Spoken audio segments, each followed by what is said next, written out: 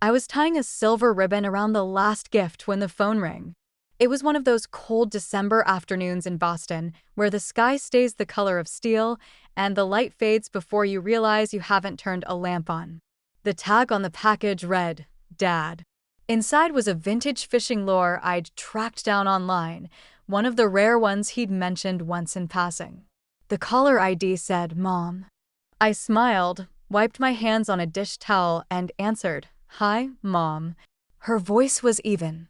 No tension, no warmth, just even. Rachel, your father and I have been thinking. We believe it might be best if you didn't come for Christmas this year. There was a pause, not silence, because I could hear movement in the background. A chair scraping, the clink of a mug, then another voice, clearer now. Male and familiar. My brother, Ethan Monroe. He chuckled. No hard feelings, R.A. We'll just pretend we don't know you this year. Make things easier all around. Yeah. I didn't answer. Not because I didn't have questions, but because I couldn't trust my voice to stay steady if I opened my mouth. Mom cleared her throat. We just need some space, dear. It's not forever. She said it like she was canceling a dinner reservation, as if my presence was a menu item they were too full to order this year. When the call ended, I stood in my kitchen, holding the phone in one hand and that silver ribbon in the other. The package sat on the counter, looking suddenly ridiculous. I didn't cry. Not then. Instead, I placed the gift gently back in the closet, next to the snowflake wrapping paper I wouldn't need anymore. Maybe it was just for this year. Maybe they meant it kindly. But one question clung to the air like the smell of pine and old disappointment. What had they already decided about me long before they told me not to come? It didn't start with that phone call. I know that now. But back then, I thought we were still a family. Flawed, yes, uneven, but still orbiting the same center. I grew up in Hartwell, Vermont, in a two-story colonial house with green shutters and a porch swing that creaked when the wind changed. My mother, Gail Monroe, taught second grade at the local elementary school.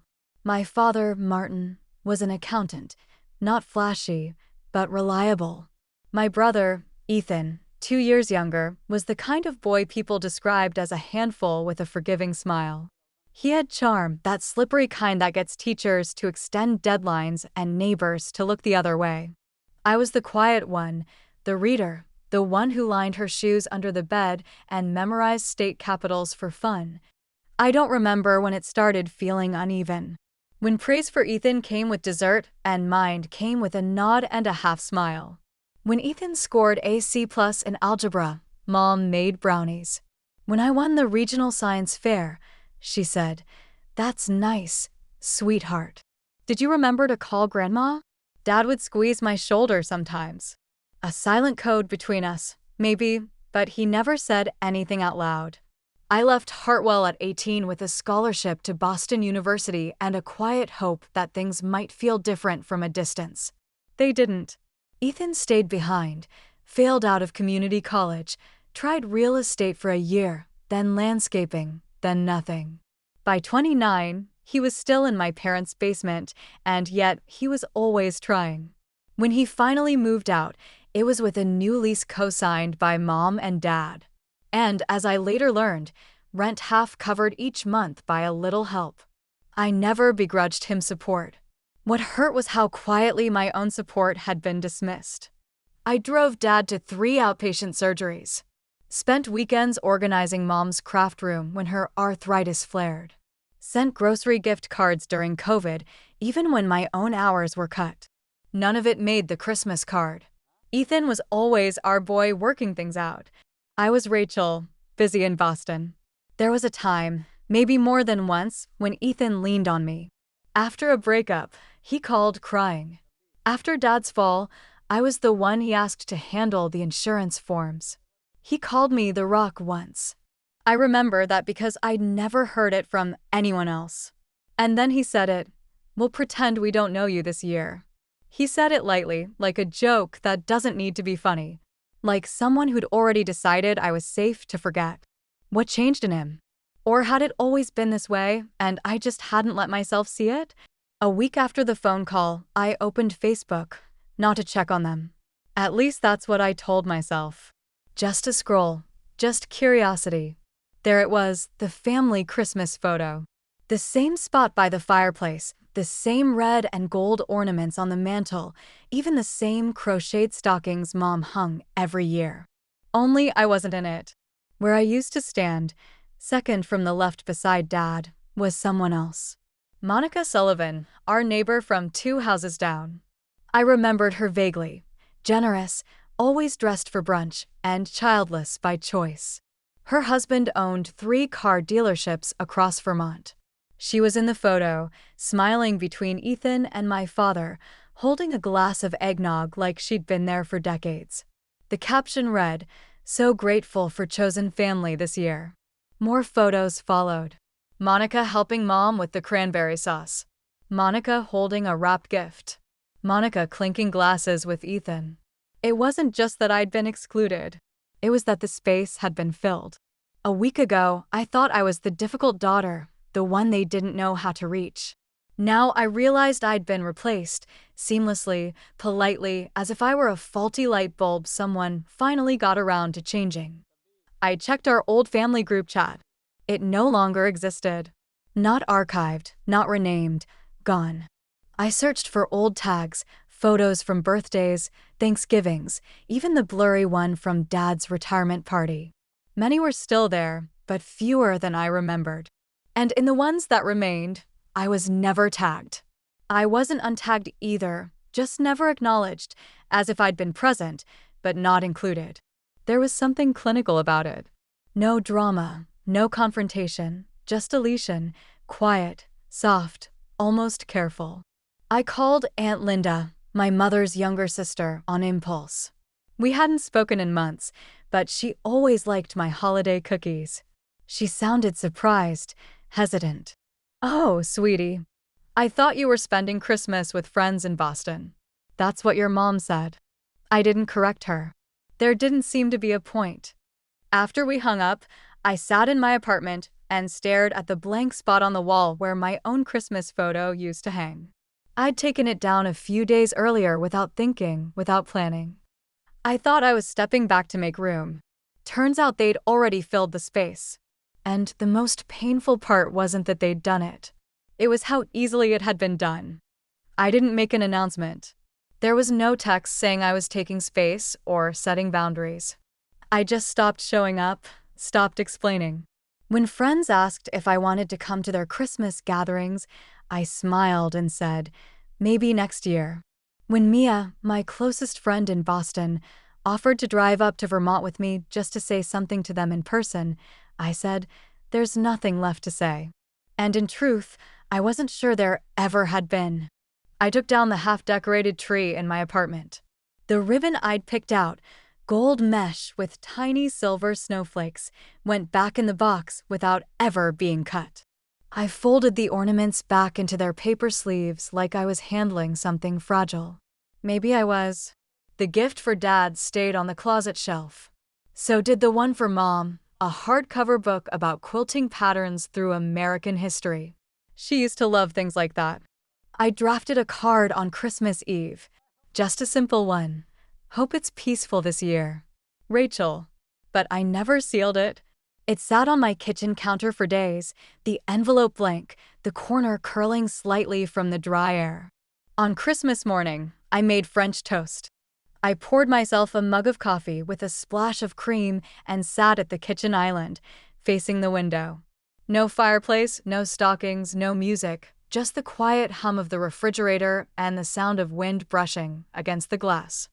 I didn't cry. I told myself that was a kind of victory. I spent the afternoon walking along the Charles River. Couples passed by, holding gloved hands. Kids on scooters zigzagged through slush and shouted about snowmen. Everywhere I went, the world was performing Christmas. And I was just moving through it.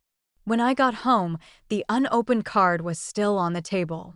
I held it for a while, turned it over once, then again, then slid it into the drawer behind expired coupons and a few loose batteries.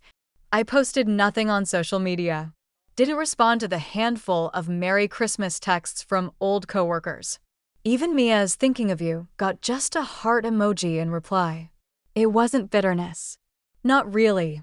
It was the slow realization that I was no longer part of their story. And maybe I never had been, not in the way I thought. Sometimes it's not the door that slams. It's the one that was quietly locked while you were still inside. The letter came in mid-January. Not from my family, not from Vermont. It was from a law office in Hartford, Connecticut. I almost didn't open it, assumed it was junk, but the envelope had weight. Thick paper, the kind that means something serious. Inside was a note, neatly typed, "Dear Ms. Rachel Monroe, I am the executor of the estate of Eleanor Monroe. Your presence is requested regarding matters of inheritance. Please call to confirm receipt. Eleanor Monroe, my grandmother, my father's mother, the only person in my family who ever made me feel seen without asking me to earn it." I blinked at the paper because she had died 5 years ago, or so I thought. I called the number. The voice that answered was calm, older, precise. "Robert Harrington, estate attorney. Your grandmother passed on November 12th, he said, of this year," he clarified. I sat down slowly. "That's not possible," I said. "I would have known. My father would have told me." There was a pause. Not out of surprise, out of patience. "I believe you should come in, Ms. Monroe. There's more." 2 days later, I sat in a quiet, oak-paneled conference room.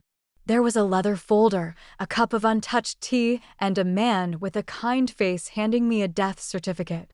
Date of death, November 12th. Obituary from the Burlington Free Press. Survived by her son, Martin Monroe, daughter-in-law, Gail, grandson, Ethan. No mention of me. Nothing. Like I never existed. Like I'd never been the girl who raked her leaves, brought her tea when her hip acted up, drove 3 hours just to change a light bulb because she didn't trust electricians. Why wasn't I told? I whispered. She asked that I contact you directly. She suspected your family might delay, he said. He placed another document before me. Her will. Everything, her home, investments, belongings left to me, with the exception of a modest sum set aside for Ethan and some keepsakes for my father. She updated this 3 years ago, Mr. Harrington said, and recorded video messages to support its validity. He opened a laptop and pressed play. There she was, my grandmother. A little thinner, frilier, but eyes sharp. "Rachel, my darling, if you're seeing this, then I'm gone.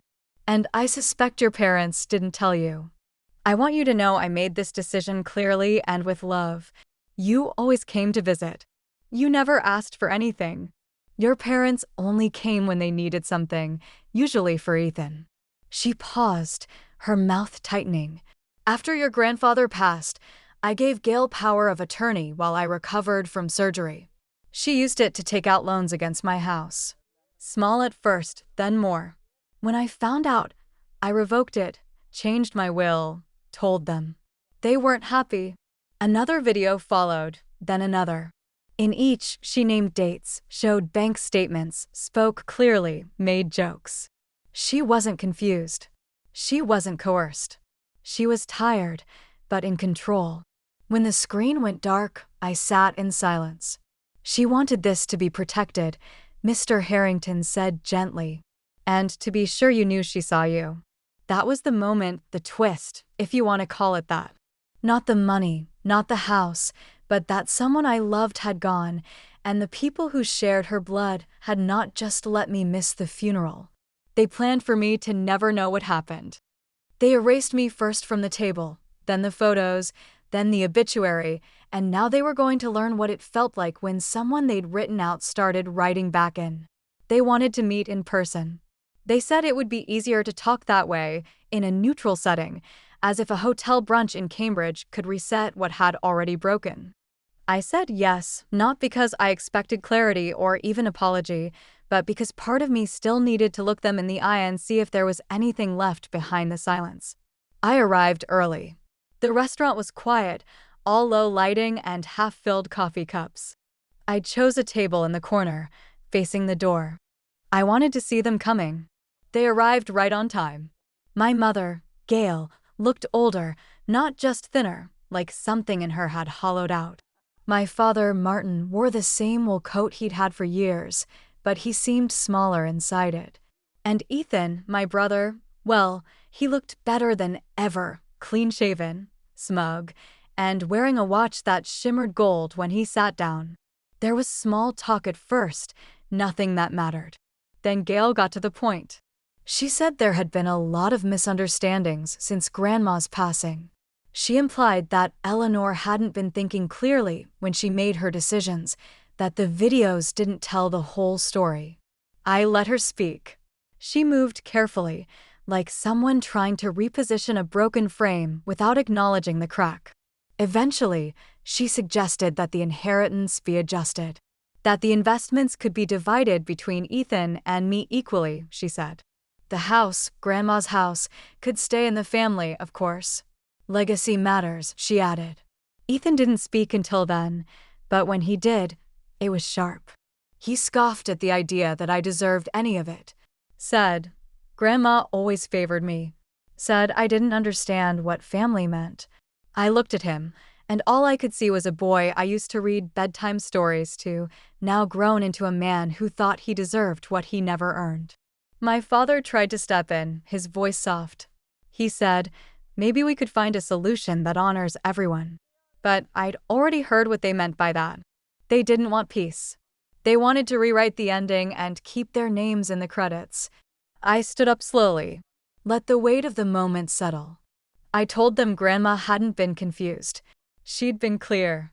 She saw what they did, and she chose to protect me the only way she could. I didn't raise my voice, didn't accuse. Just said the facts out loud, the ones they hoped would stay buried. Gail stiffened. She told me to sit down. Said people were staring. I told her to let them stare. And then I said what had been building in my throat since Christmas. It was never about me being the problem. It was about me no longer agreeing to play the role you wrote for me. Martin looked down at his hands. Ethan muttered something under his breath. I didn't catch it. I didn't need to. As I turned to leave, Gail called after me, if you walk away from this, Rachel, don't expect to be welcomed back. I didn't turn around because they'd already told me I wasn't welcome. After that brunch, they tried again. Texts, missed calls, one long email from my father that started with, "We still love you," and ended with, "But your reaction was deeply hurtful." I didn't reply. I wasn't angry. Not anymore. That was the strange thing about it. Once I stepped away from the stage, they kept casting me in the dutiful daughter, the bitter sister, the ungrateful outsider. I realized how quiet my mind had become, how still it felt. No spinning, no second guessing. The silence that once felt like exile now felt like air. I went back to therapy. I told Dr. Chin everything, the videos, the funeral I never attended, the brunch that pretended to be reconciliation. She listened, then asked gently, "Do you still want them in your life?" I thought about it and said, "Not like this. Not with performance. Not with conditions, not with the quiet accounting of who gave what and who owes whom." I used to think I just needed to prove I was good enough, I told her. Now I think I just needed to stop trying. She nodded, wrote something down, then said the word I hadn't been ready for until that moment. You didn't leave them, Rachel. You stopped letting them pretend you were still there. That night, I deleted the group chat thread, took my parents' birthdays off my calendar. I boxed up the framed photo from years ago, the last one where we all smiled on the porch like we meant it, and placed it gently in the back of my closet. Not out of spite, but because I no longer needed it on the shelf. They kept telling people I'd changed. Maybe I had, but the truth was simpler than that. I just stopped apologizing for existing. A year later, I hosted Christmas for the first time. It wasn't big, just a few friends. People who'd seen the whole unraveling and stood beside me anyway.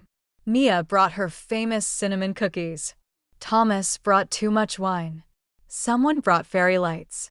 Someone else brought laughter. We had no tree, just candles in the windows and a pot of mulled cider on the stove.